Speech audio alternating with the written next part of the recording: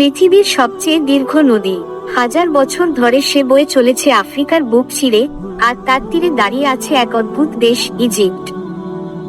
আজ থেকে প্রায় 5000 বছর আগে এখানে জন্ম নিয়েছিল এক সভ্যতা, যাকে বলা হয় প্রাচীন মিশর।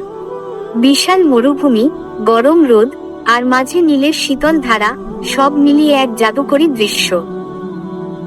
গল্পটা শুরু হয় গিজার পিরামিড দিয়ে। মরুভূমির বুকে দাঁড়ানো এই পিরামিডগুলো শুধু পাথরের স্তূপ নয়, এগুলো হলো রাজাদের সমাধি, যেখানে ফেরাউনদের দেহ মমি করে রাখা হতো। কেন? কারণ তারা বিশ্বাস করত মৃত্যুর পরও জীবন আছে, আর ফেরাউনরা আবার একদিন ফিরে আসবে। ফেরাউনদের ক্ষমতা ছিল সীমাহীন। ইতিহাসে সবচেয়ে বিখ্যাত ফেরাউনদের একজন ছিল ফেরাউন রামেসিস দ্বিতীয়, যে নাকি যুদ্ধ জিতেছে, মন্দির বানিয়েছে, আর নিজের মূর্তি এমনভাবে দাঁড় করিয়েছে যেন 1000 বছর পরেও মানুষ তাকিয়ে থাকে। কিন্তু ইজিপ্ট শুধু রাজা রানীর গল্প নয়, এটা রহস্যেরও দেশ। প্রাচীন মন্দিরের দেয়ালে খোদাই করা আছে ছবি, অদ্ভুত প্রতীক, আর কিছু চিহ্ন যার মানে আজও বিজ্ঞানীরা পুরোপুরি বুঝতে পারেননি। কেউ বলে এগুলো ভিনগ্রহীদের কাজ, কেউ বলে প্রাচীন ইঞ্জিনিয়ারিংয়ের নিদর্শন।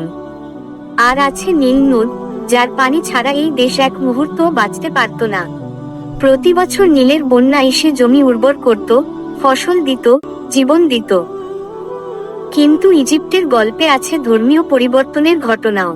ইসলামের আগমনের পর এখানকার জীবন বদলে যায়। মসজিদের মিনারে আজও ভেসে আসে আজানের ধ্বনি, যা একসময়ের দেবমূর্তি পূজার দেশের আকাশে নতুন অর্থে প্রতিধ্বনিত হয়। আজকের আধুনিক ইজিপ্ট, কায়রোর ব্যস্ত রাস্তায় গাড়ির হর্ন, নীলের ধারে মাছ ধরার নৌকা, আর মরুভূমির নিস্তব্ধতা, সব মিলিয়ে যেন অতীত আর বর্তমান হাত ধরাধরি করে চলছে।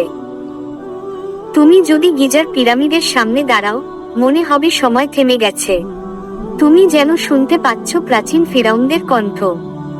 আমরা চলে গেছি, কিন্তু আমাদের গল্প রয়ে গেছে পাথরের মধ্যে খোদাই হয়ে। গল্পটি সুন্দর লাগলে সাবস্ক্রাইব, লাইক এবং কমেন্ট করে গল্পটি সম্পর্কে বলে দাও।